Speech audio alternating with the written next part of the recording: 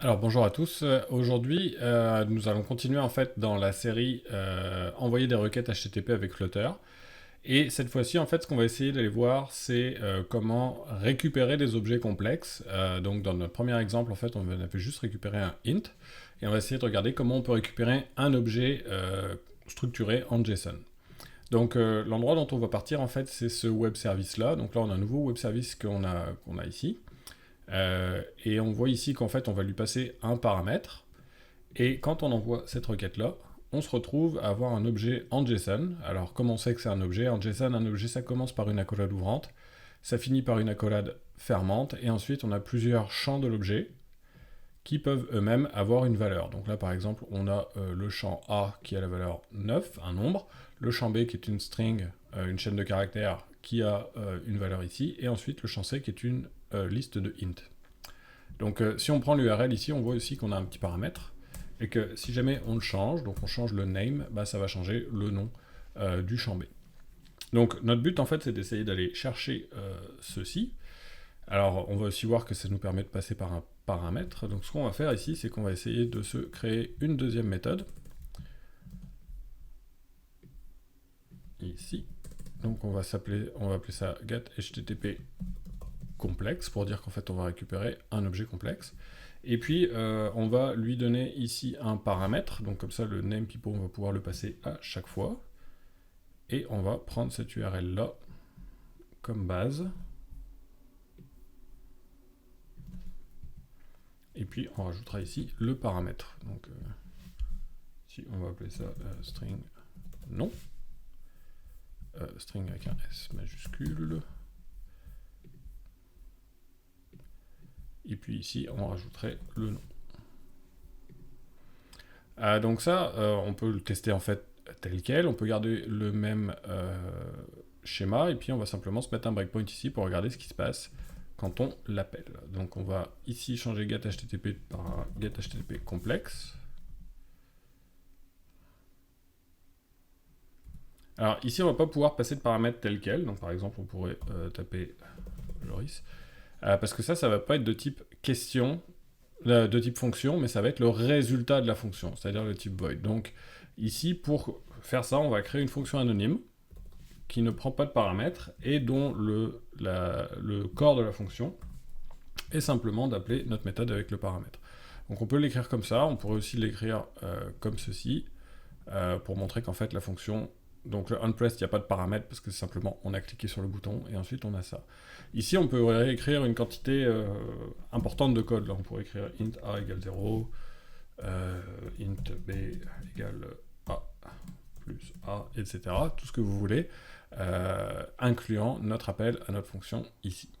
Donc juste avant on avait un appel qui pointait directement vers la fonction parce qu'on n'avait pas besoin de passer un paramètre. Si jamais on a besoin de passer un paramètre, on va écrire un petit bout de code comme ça qui réagit à notre clic. Donc on va mettre un breakpoint aussi ici, et on va redémarrer notre projet. Donc ici notre projet est démarré en debug, donc on va cliquer sur le plus. On voit qu'on arrive sur le onPress sur la première ligne d'instruction ici. On va libérer pour aller jusqu'à notre var get. Alors on va se mettre un breakpoint ici pour vérifier qu'on ne passe pas dans le cas d'erreur. Donc on voit ici qu'on arrive à notre requête, et on voit ici la réponse. Donc la réponse, vous la voyez là, on a réponse, et puis on a effectivement récupéré le JSON qui y correspond. On va arriver ici, et à cet endroit-là, on a un problème en fait, ce qui est que notre response.data, qu'on essaye de rentrer dans une variable de type int, bah c'est pas un int. Donc on a vraiment un problème de type, qui est qu'en fait le résultat de ce qu'on a récupéré par notre accès HTTP n'est pas du bon type. Donc là vous voyez l'erreur, on lui dit type error, une linked hashmap de string dynamique n'est pas un sous-type de int, et donc ça ne peut pas correspondre. Et du coup, bah, on a notre erreur ici, et il ne s'est rien passé, il n'y a pas eu d'affichage. Donc le catch E, ici, là, ça va effectivement attraper les erreurs réseau si jamais on a une erreur à cet endroit-là, mais ça va aussi éventuellement attraper les erreurs de typage au niveau de notre response.data. Alors au niveau de Flutter, si jamais on veut gérer des objets en JSON, on peut aller regarder la documentation officielle de Flutter, qui nous parle de JSON et serialisation ici. Et on va vous expliquer qu'il y a un certain nombre de méthodes qui peuvent permettre de gérer des objets JSON et de permettre de les récupérer à partir d'HTTP. Alors, il y a la solution manuelle, donc qui consiste à prendre n'importe quel objet et à écrire manuellement le code de désérialisation, qui est quand même un petit peu long et complexe. Nous, ce qu'on va essayer de regarder, c'est la génération de code. Alors, pourquoi c'est de la génération de code? Parce qu'en fait, il n'y a pas d'introspection de type dynamique en Dart pour un certain nombre de raisons qui sont expliquées ici. Donc ça explique pourquoi la réflexion poserait des problèmes de performance avec Dart et avec Flutter, et pourquoi on a choisi d'utiliser des librairies qui vont en fait générer du code à la place. Donc on va aller regarder la librairie que nous on va utiliser aujourd'hui, qui s'appelle JSON Serializable. Donc la première chose qu'il va falloir faire au niveau de JSON Serializable, c'est de rajouter des dépendances dans notre pubspec.yaml. Donc la première, c'est au niveau des dépendances de programmation. Donc ça va nous prendre JSON annotation avec la dernière version. Pour aller chercher la dernière version, on va simplement aller chercher ça, Flutter pub, et on va tomber sur la page de la librairie. Et si on fait copier ici, ça va nous donner exactement la ligne qu'il faut mettre dans notre pubspec à cet endroit-là. Alors, JSON annotation, il y a des choses qui vont se retrouver dans le code de l'application en exécution, mais il y a surtout des librairies qui vont être nécessaires pendant la période de développement pour générer le code.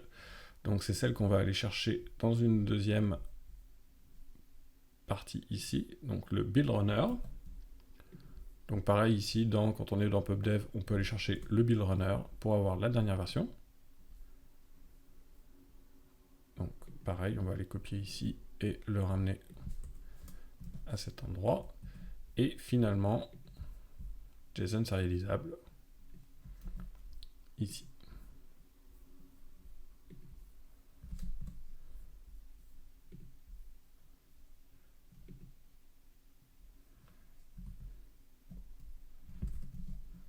Donc là, une fois qu'on a copié toutes nos dépendances sur notre pubspec, on va faire un pubget pour s'assurer que tout va bien.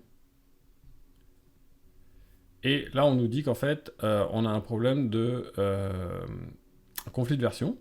Ok, donc à partir de ce stade-là, on nous dit aussi que JSON annotation au-dessus de 4.1 va créer une impossibilité ici. Donc ce qu'on va faire, c'est qu'on va essayer d'aller chercher une autre version de JSON annotation au niveau du site ici. Donc au lieu de prendre la 4.1, on va aller chercher par exemple la 4.0.1.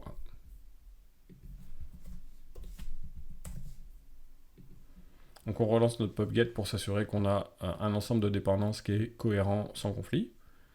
Et ici, c'est le cas, on a réussi à avoir des versions qui sont fonctionnelles entre elles.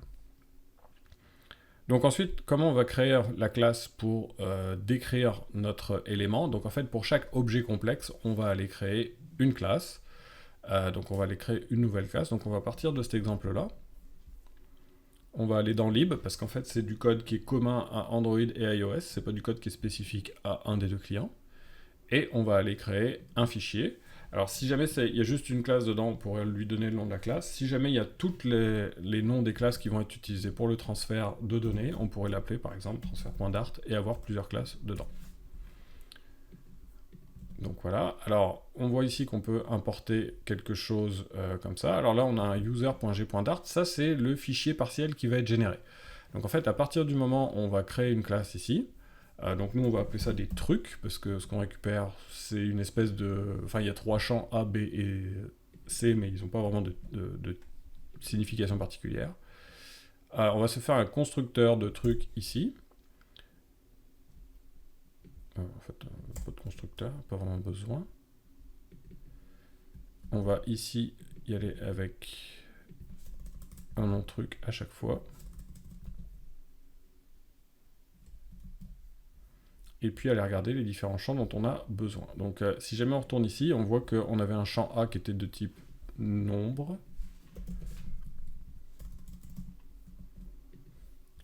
On avait un champ B qui était une string. Et finalement, on avait un champ C qui était une liste de int. Oups, liste avec une majuscule. Alors, on va les initialiser.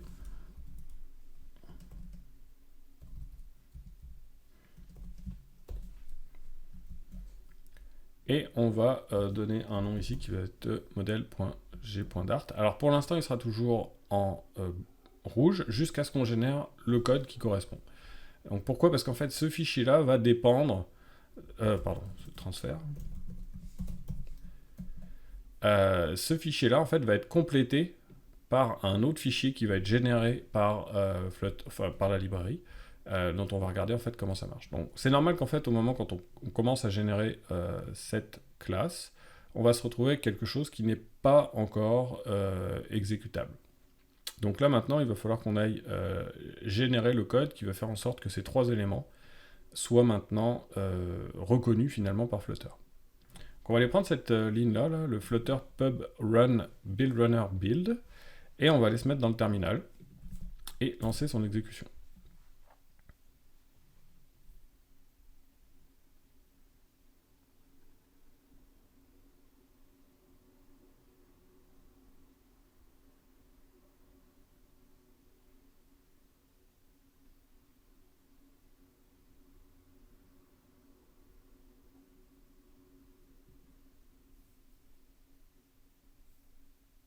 Alors là, il nous dit qu'il y a un petit problème parce qu'en fait, truc n'a pas de default constructeur. Donc on va aller créer le default constructeur de truc et relancer son exécution.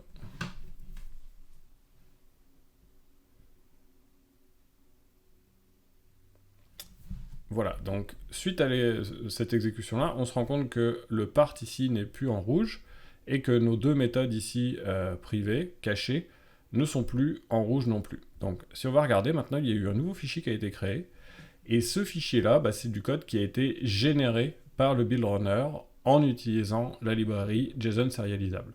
Donc il a analysé le code en fait, il a regardé et il a vu qu'il avait besoin de interpréter un certain champ comme un int, un comme un string, et écrire un petit code de conversion pour la liste à cet endroit-là. Et dans l'autre sens, il a regardé comment transformer un objet en JSON à l'inverse. Donc ce qu'a fait la librairie, en fait, c'est qu'elle a généré du code pour en fait gérer toute la partie sérialisation et désérialisation de l'objet manuellement. Nous, tout ce qu'on a eu à faire, c'est de dire que ces méthodes-là allaient exister, donc en leur donnant cette signature-là, puis ça sera toujours la même signature, quelle que soit la classe, et ensuite de définir quels sont les champs, finalement, qui correspondent à la structure. Donc ce qui nous reste maintenant à faire par rapport à ça, c'est l'utiliser au moment où on va utiliser notre code au niveau du réseau. Donc finalement, c'est récupérer un objet de type truc. Donc ici, par exemple, on va l'initialiser avec un truc. On va aller importer la classe. Comment faire en fait pour récupérer le truc qu'on a récupéré grâce à notre get HTTP et le mettre dans this.truc. Alors la question c'est, est-ce qu'on peut tout simplement écrire this.truc égale response.data et regarder si ça fonctionne. Donc c'est ce qu'on va faire, on va l'exécuter tel quel, puis on va essayer de regarder si on arrive à récupérer cet objet-là et à le mettre dans notre champ de l'état de notre widget tel quel, ou est-ce qu'il y a un petit peu plus de code à rajouter. Donc on se retrouve dans l'exécution de notre projet encore une fois en debug. Donc là cette fois-ci on va re-exécuter notre truc en debug. Donc là on avait notre premier point d'arrêt qu'on peut enlever maintenant parce qu'on a compris comment ça marchait. Et là ce qu'on voudrait voir c'est en fait si cette ligne-là va fonctionner correctement. Donc on va faire un step over pour passer une instruction. Là on voit qu'on a bien notre réponse qui vaut ceci. On va essayer de faire l'affectation dans this.truc. Et on voit ici qu'on a eu une erreur. Donc il nous dit encore une fois, le type internal linked hash map de string dynamique n'est pas un sous-type de truc. Donc en fait, ici on se retrouve avec une liste et il va falloir interpréter cette liste-là comme un truc. Donc ce que notre code en fait nous fournit maintenant, c'est dans le truc on va avoir une méthode qui s'appelle fromJSON qu'on va pouvoir appliquer à response.data. qui va transformer en fait le response.data qui est de type map entre des strings et des choses dynamiques en un objet de type truc. Donc là, on va réexécuter ça en mode debug et essayer de regarder si on arrive à récupérer un objet structuré correct. Donc ici, on a réexécuté notre projet. On va renvoyer une requête à cet endroit-là. On va passer par-dessus la première requête. Et à ce moment-là, on voit maintenant que si on va regarder dans this, donc l'objet courant, et qu'on va chercher notre objet truc, on voit bien la bonne variable, le bon champ qui a été récupéré au niveau de la chaîne de caractères de la réponse, et puis notre liste qui contient les bons éléments. Donc en fait, on voit exactement la même information ici, mais dans un format structuré. Donc à partir de ce moment-là, on a effectivement récupéré notre objet complexe, et on va être capable, si on en a besoin, par exemple, à cet endroit-là, d'afficher un champ de cet objet complexe dans l'interface graphique. Donc par exemple, on pourrait afficher le nom ici. Donc, on va sauvegarder ici. Si on appuie ici, on appuie sur plus. Oui, on va relâcher l'exécution ici. Donc on voit ici que notre requête est partie, on a récupéré l'information Joris dans notre objet complexe et on l'a affiché à cet endroit-là.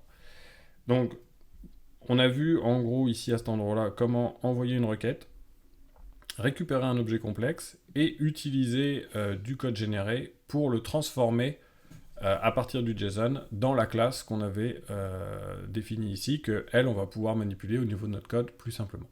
Alors, l'autre élément qu'on va pouvoir maintenant regarder, c'est comment récupérer une liste d'objets complexes. Donc ici, ce qu'on a, c'est on a un web service qui renvoie finalement la même classe de trucs, mais au lieu d'en renvoyer un seul, il en renvoie une liste. Donc on voit ici un crochet carré là, qui commence une liste, et puis on a toute une liste d'éléments qui sont dedans. Et puis au final, on va se retrouver avec une liste de trucs. Donc on voudrait en fait regarder comment on peut, à partir d'un web service, qu'on récupère sur Internet, récupérer cette fois-ci pas juste un objet, mais une liste de trucs. Donc ce qu'on va avoir, c'est que ça sera toujours des trucs, c'est la classe qu'on a, puis on a une classe de liste qui est déjà fournie par Flutter qui va nous permettre de la récupérer. Donc on a déjà vu comment récupérer un type int, un type truc, et ici on voudrait récupérer une liste de trucs. On va appeler truc avec un S, et qu'on va initialiser avec la liste vide. Donc on va se faire une troisième méthode, cette fois-ci, pour essayer de regarder à quoi ça correspond ici. Liste complexe. Alors cette fois-ci, on n'a pas de paramètres à lui passer. Et on va aller prendre l'URL qu'on avait ici.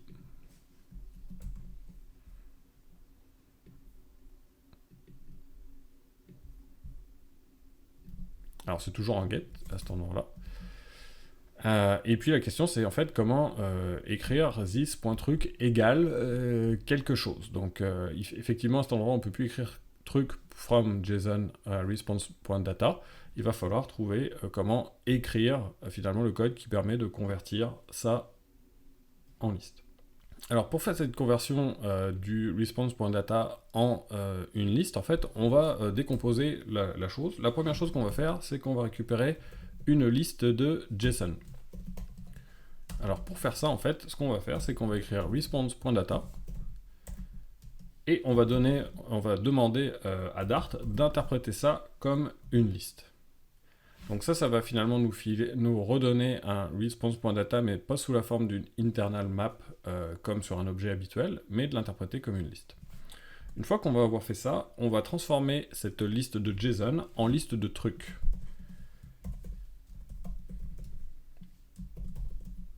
Alors pour faire ça, ce qu'on va faire, c'est qu'en fait on va prendre la liste de JSON et on va appliquer l'opérateur map. Alors map, ce que ça va faire, c'est que ça va appliquer une fonction à chaque élément de la liste. Et cette fonction, on va pouvoir la spécifier. Et une fois qu'on aura créé notre map, on va la retransformer en liste. Donc ce que ça nous prend au milieu, c'est une petite fonction qui va permettre de transformer un E, donc ça va être l'élément, en fait l'élément courant de la liste JSON,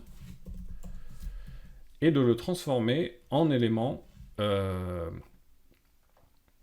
de type truc. Donc pour faire ça, en fait, on va ouvrir un corps de fonction comme ça, et on va return, et c'est là qu'on va transformer ici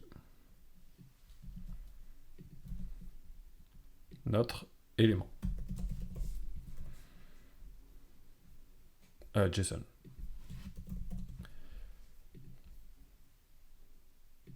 Et ici, on va pouvoir aller récupérer notre liste de trucs. Alors là, on a décomposé en 3 étapes. Là, c'est sûr que ici, on aurait pu directement écrire this.truc. Donc l'idée est la suivante. Ce que nous renvoie JSON, on va l'interpréter comme une liste. Et ensuite, pour chaque élément de la liste, dont on sait que ça va être un truc, on va aller appliquer une fonction qui prend l'élément JSON, le transforme en truc. Donc ça va nous donner une conversion élément par élément d'un élément JSON vers un élément de type truc. Donc encore une fois, cette fois-ci pour débugger, on va aller se mettre un breakpoint ici. Alors pour l'instant, il faut aussi que cette méthode-là soit appelée. Donc pour l'instant, le seul élément où on a utilisé finalement, qu'on a utilisé pour déclencher les traitements, c'est notre bouton. Donc on va rassocier ça à notre bouton. Alors évidemment, ici, on pourrait tout faire. Hein. On pourrait faire get HTTP, get HTTP complexe, et get HTTP complex list. Donc on arrive ici, on va appuyer sur plus. Là, on va voir que notre get list complexe passe par le premier élément ici. Alors on récupère notre réponse. Donc là, on voit que la réponse est bien le début d'une liste avec énormément d'éléments. En fait, si on regarde, c'est très long. On va step over. Donc à ce moment-là, on voit que liste de JSON, c'est une liste qui contient 1000 éléments et que chaque élément est une petite map avec le nom du champ et sa valeur en face. Maintenant, si jamais on vient ici, on va voir qu'à chaque élément, on va appliquer le truc.json.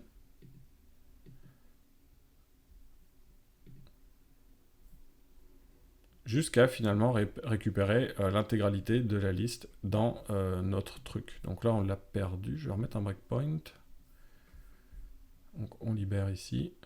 Et on arrive ici. Donc là, on se retrouve bien avec une liste de JSON qui contient 1000 éléments, mais à ce moment-là, c'est des maps. Et quand on arrive à des listes de trucs, bah là, on a 1000 éléments qui sont bien des objets de classe truc, avec les champs qui ont été recopiés dedans. Donc, dans cette vidéo, on a vu finalement comment récupérer des données de type JSON complexe. On a vu comment utiliser JSON serialisable pour écrire un squelette de classe qui est ensuite complété par de la génération de code. Et puis, on a vu comment aller récupérer, d'un point de vue HTTP, soit un objet complexe, isolé, soit une liste d'objets complexes qu'on va ensuite pouvoir réutiliser dans l'interface graphique.